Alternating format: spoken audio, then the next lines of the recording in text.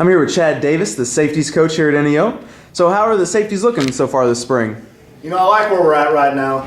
We only have one guy returning from last year's squad. I was fortunate enough to coach 5 guys that went on to the next level. So we're going to be young, but I like their attitude.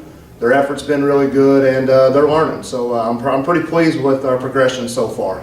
And with that youth and only having one guy returning this spring, how does that change your coaching philosophy with the young guys? Well, it definitely does.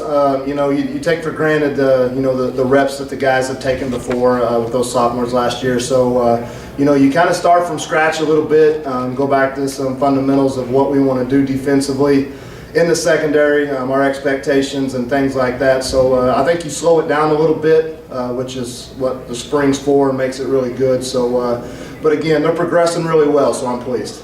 Okay. How does it help that the DBs are split between 2 coaches? I know some staffs don't do that.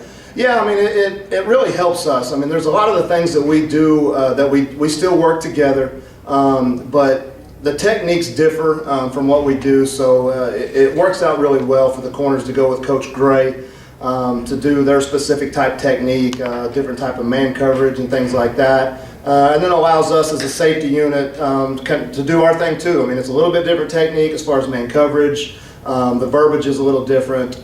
That way we can kind of perfect it separate, and then we bring it together. It seems to roll a little better as a unit.